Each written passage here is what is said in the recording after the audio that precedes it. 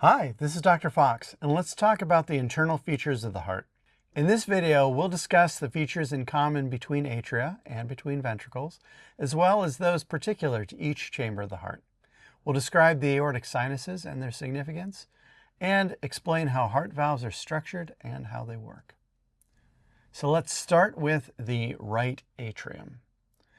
The right atrium receives all of the blood from systemic circulation as well as coronary circulation. So coming down,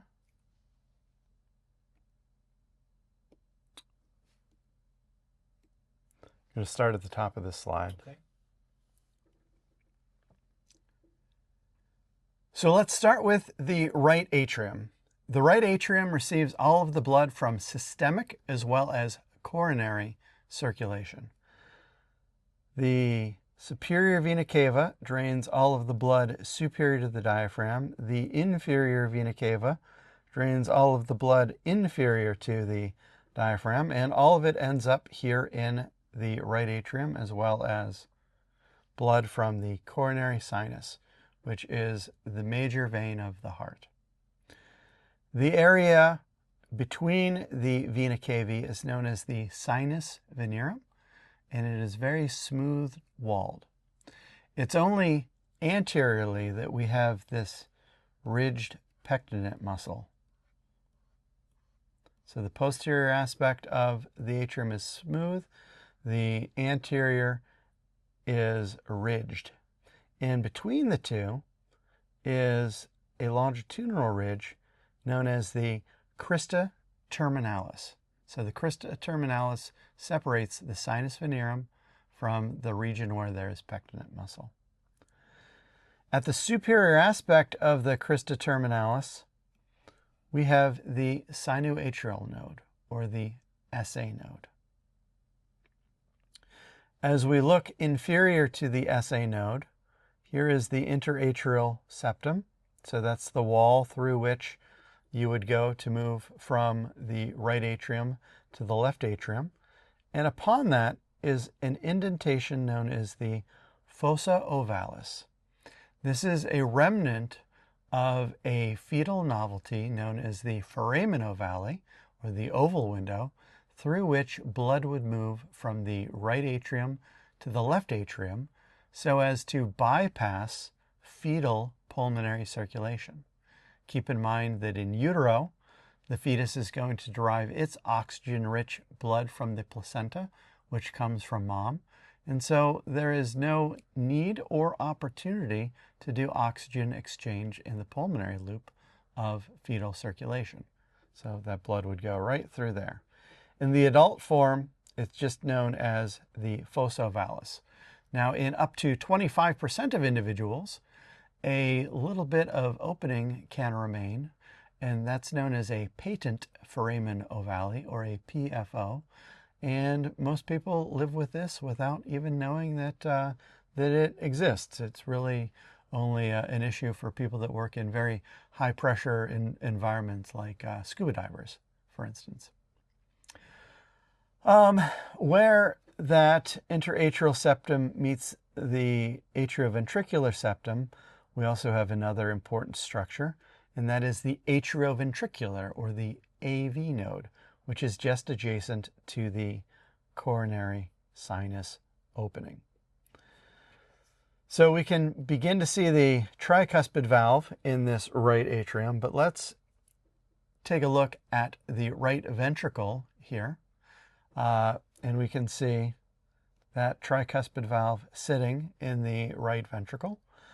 Now, AV valves, which are common between left and right sides of the heart, are going to be anchored via chordae tendineae. These are tendinous cords that come down. And these chordae tendineae attach to extensions of myocardium known as papillary muscles.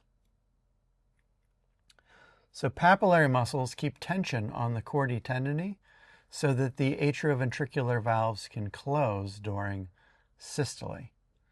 Now on the right side, because there's the tricuspid valve, there are three cusps.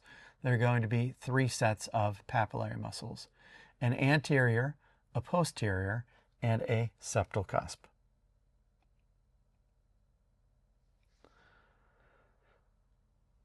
We can also see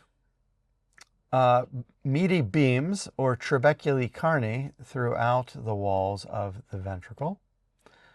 These may be a little more noticeable on the cadaveric heart photograph there. One very specialized beam is known as the septomarginal trabecula, aka the moderator band, and this is a pathway through which the right bundle branch can pass on its way to the right wall of the ventricle. This was first discovered by Leonardo da Vinci, and it was thought to provide more stability to the heart. But now that we understand the physiology of the heart, we can trace the cardiac conduction system through it. We can also see that interventricular septum through which those bundle branches are arising, and we can see how that is held in common between the right and the left ventricle. And superiorly here, within the right ventricle, we can see a region known as the conus arteriosus, which leads to the pulmonary valve and then the pulmonary trunk, through which the deoxygenated blood from systemic circulation is being sent out through pulmonary circulation to the lungs.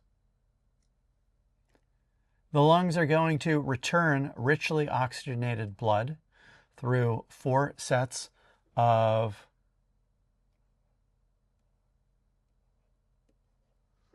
pulmonary veins into the left atrium.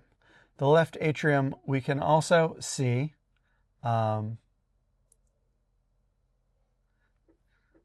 the fossa ovalis as well. That's something that we can see on either side of the interatrial septum.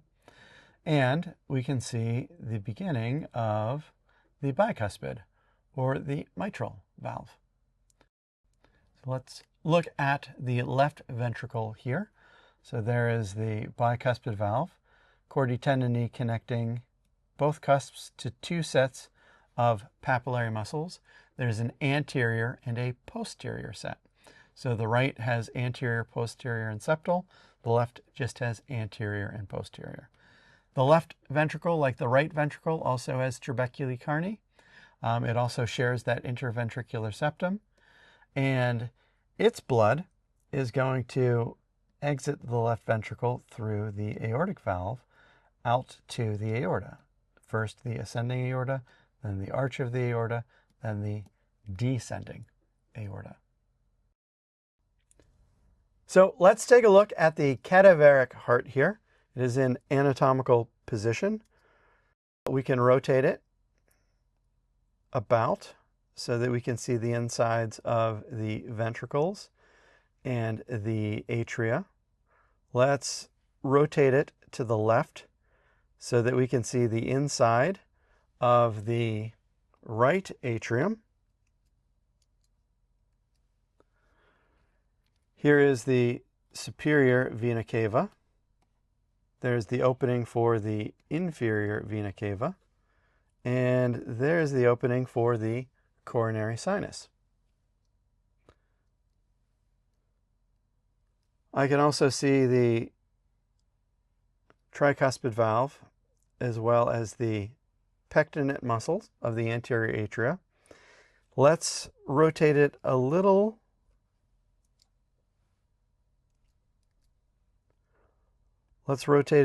more anteriorly. And we'll be able to see the smooth wall of the sinus venerum, as well as the fossa ovalis. Blood is going to move from the right atrium into the right ventricle through the tricuspid valve. And we can see the chordae tendineae from the tricuspid valve going to anterior papillary muscles there, posterior papillary muscles there, and the septal papillary muscle there.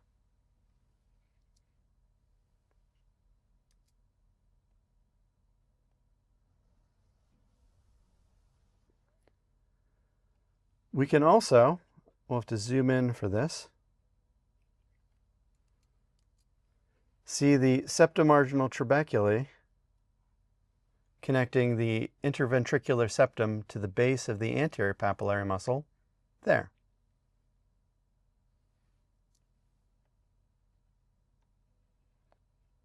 Blood is going to exit through the conus arteriosus and the pulmonary trunk through that opening, where it will be sent out to the lungs through pulmonary arteries and will return to the heart through pulmonary veins. Where it returns to the heart is into the left atrium, and I can see a very well-defined fossa ovalis there, as well as the bicuspid valve there. And it's through that bicuspid valve that blood is going to flow into the left ventricle.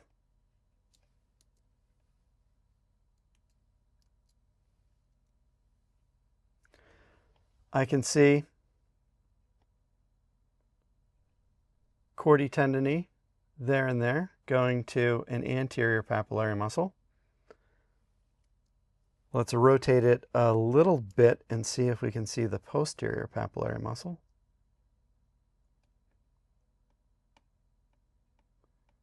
Yes, there it is.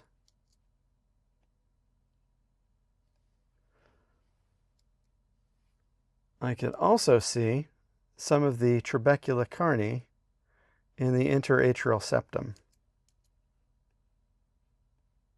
Those meaty beams along the way.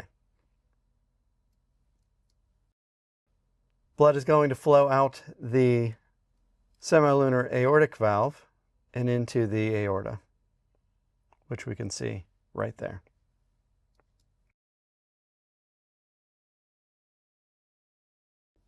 Here's a better view of the aortic valve. Circle this for you here. The pulmonary valve and pulmonary trunk are going to be anterior to that aortic valve.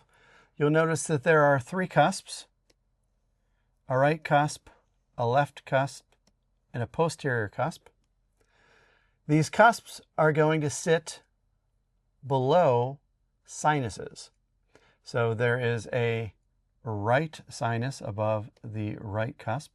There's a left sinus above the left cusp. And there is a non-coronary sinus above the posterior cusp.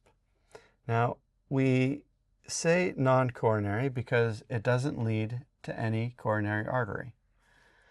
These sinuses are the origins of the right coronary artery, which you can see here, and the left coronary artery,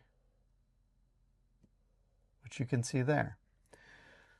So the RCA and LCA are the main vessels which are going to supply the heart with blood. And these coronary arteries are the only branches of the ascending aorta which is just distal to the aortic valve. So let's take a look at the cadaveric donor specimen of the heart valves.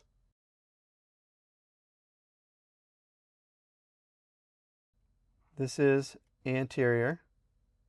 This is posterior. So we have sort of a posterior-superior view. There is our tricuspid valve. There is our bicuspid valve. There is our pulmonary valve. And there is our aortic valve.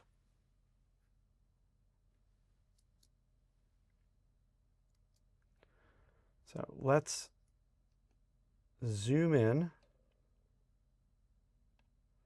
to the aortic valve.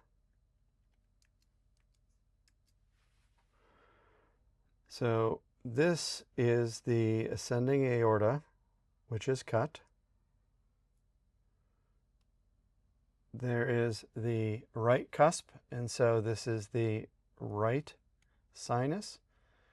And the right sinus feeds into the right coronary artery, or the RCA. Here is the left sinus over the left cusp, and that feeds into the left coronary artery, or the LCA. And then here is the posterior cusp, which is the non-coronary sinus. So right, left, and posterior for the aortic. Let's very quickly look at the pulmonary trunk. So there are three cusps here. There's a right, a left, and an anterior.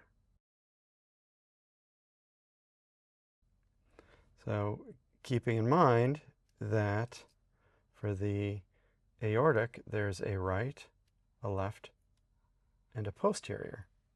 So using these cusps, we can orient ourselves with respect to directionality of the heart. So how do these valves work? Well, the semilunar valves work when gravity pulls blood back toward the heart and when diastole pulls blood back toward the heart. So each of these valves has a cusp to it. Three cusps. 1, 2, 3. And they act like little scoops.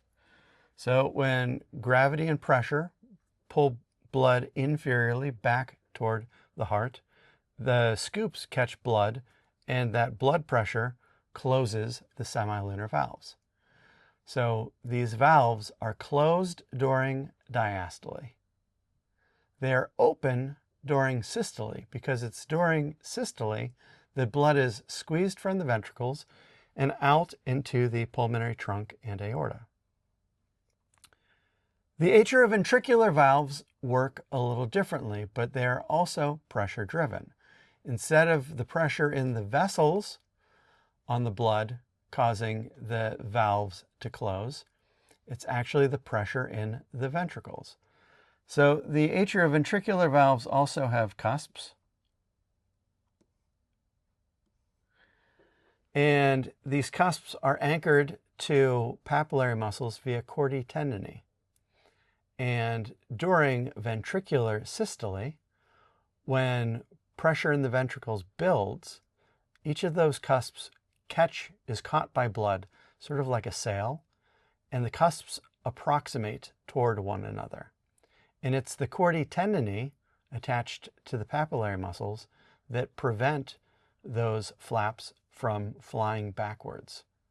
So it keeps the cusps from prolapsing back into the atria. So valve action is entirely pressure driven. Semilunar valves close during diastole because of pressure in the aorta and pulmonary trunk. Atrioventricular valves close during systole because of pressure in the ventricles. And it's those chordae tendineae that prevent the AV cusps from prolapsing. So we've talked about the common features between atria and ventricles, as well as features particular to each chamber of the heart. We've discussed the aortic sinuses and their role in blood supply to the coronary arteries. And we've talked about how heart valves are structured and how they work. Thank you so much for your time, and I'll talk to you in the next video.